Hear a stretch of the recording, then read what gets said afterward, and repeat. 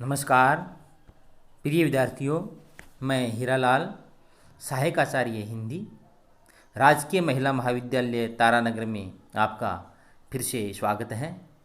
आज हम स्नातक तृतीय वर्ष विषय हिंदी में काव्य रस के बारे में पढ़ेंगे। काव्य रस की परिभाषा और काव्य रस का स्वरूप और काव्य रस के अवयव। तो आइए हम प्रारंभ करते हैं सर्वप्रथम परिभाषा से।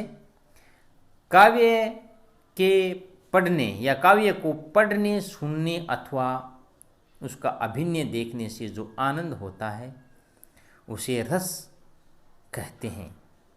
कहने का तात्पर्य यह है कि किसी रचना को पढ़ने सुनने से हमारे मन में जो आनंद प्राप्त होता है उसे हम रस कहते हैं। इस प्रकार काव्य के पठन श्रवण से प्राप्त होने वाला लोकोत्तर आनंद ही आस्वाद दशा में रस कहलाता है।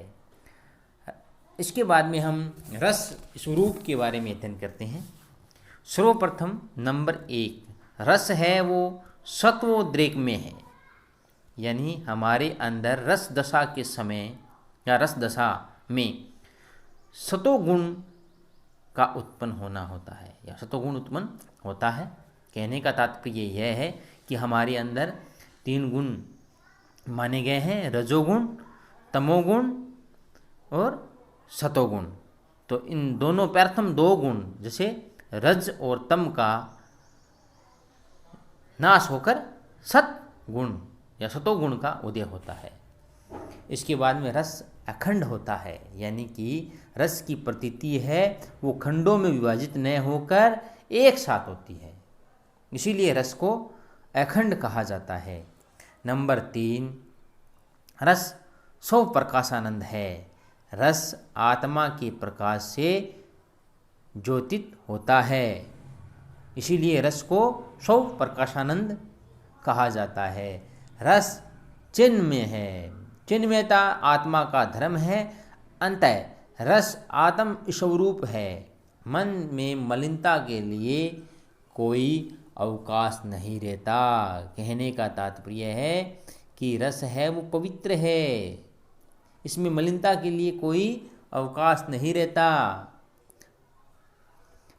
रस वेदांतर स्पर्श शून्य है, यानी कि रस दशा में किसी अन्य विषय का ज्ञान नहीं रहता।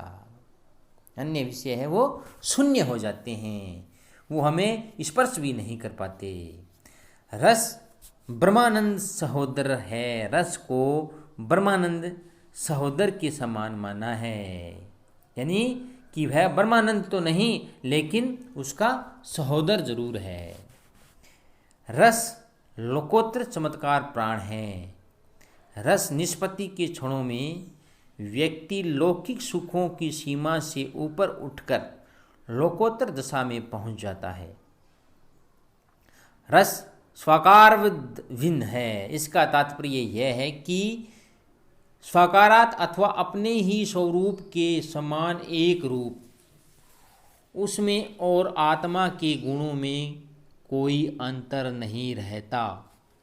पंडित जगन्नाथ ने रस स्वरूप का वर्णन करते हुए आनंद की 3 कोटियाँ मानी हैं: विषयानंद, ब्रह्मानंद, काव्यानंद। विषयानंद में लौकिक सुखों की गणना होती है और यह सुख इंद्रिय जनित उपकरणों का सुख है। नंबर 2 ब्रह्मानंद में समस्त सांसारिक उपाधियों का नाश हो जाता है और चैतन्य स्वरूप का भाव ही ब्रह्मानंद में लीन रहता है। नंबर 3 काव्यानंद। विश्वनाथ ने रस विषयक जिन 8 गुणों का उल्लेख अपने सूत्रों में किया है वे सब काव्यानंद की स्थिति और अनुभूति में ही व्यक्त करते हैं। भरत मुनि का रस सूत्र: विभावानुभाव व्यभिचारी संयोगादर रस निष्पत्ति, यानी कि विभाव, अनुभाव और व्यभिचारी के संयोग से रस की है वो निष्पत्ति होती है। रसावयव, रस की सामग्री को रसावयव कहते हैं। ये पाठक को रसानुभूति कराने में सहायक होते हैं। सर्वप्रथम स्थायी भाव, सहृदय के अंतःकरण में जो भाव वासना या संस्कार के रूप में सदैव विद्यमान रहते हैं उन्हें स्थायी भाव कहते हैं, जैसे रति, हास, शौक, भय, उत्साह, क्रोध, जुगुप्सा, विस्मय और निर्वेद। विभाव नंबर 2, लोक में रति आदि स्थायी भावों को जगाने के कारणों को काव्य, नाटक आदि में विभाव कहते हैं।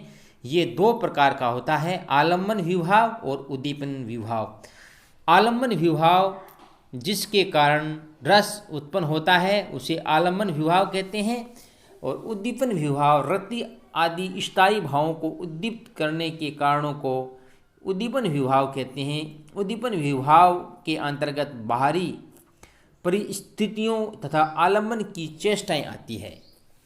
अनुभाव मनोविकार जागृत होने पर बाहरी चेष्टाओं द्वारा प्रकट होता है। ये भाव के बाद उत्पन्न होते हैं, इसलिए इन्हें अनुभाव कहते हैं। प्रमुख रूप से ये 2 प्रकार का होता है, एक तो होता है कायिक, एक होता है सात्विक। कायिक अनुभाव देह संबंधी होते हैं, इन क्रियाओं पर नियंत्रण कर पाना संभव होता है, जबकि सात्विक भावों की संख्या 8 है और इनको हम कायिक भावों की तरह नियंत्रण नहीं कर सकते, इन पर हमारा नियंत्रण नहीं चलता। इसके प्रमुख है स्तंभ, यानी कि जड़ शरीर है वो स्तंभ के समान हो जाता है, जड़ हो जाता है। संवेद, पसीना, रोमांच, ईश्वरभंग का मतलब आवाज़ का लड़खड़ाना, व्यक्तु या कंप, वैवर्ण्य का मतलब होता है रंग उड़ जाना, आंसू, प्रलय का मतलब होता है अचेत हो जाना। संचारी भाव रस निष्पत्ति के समय स्थायी भाव तो सदैव जागृत रहते हैं, पर बीच बीच में स्थायी भावों को पुष्ट करने के लिए अनेक भाव उठते और तिरोहित होते हैं, उन्हें संचारी भाव कहते हैं। संचारी इसलिए कहते हैं कि ये पानी की बुदबुदों के समान उठते व विलीन होते रहते हैं।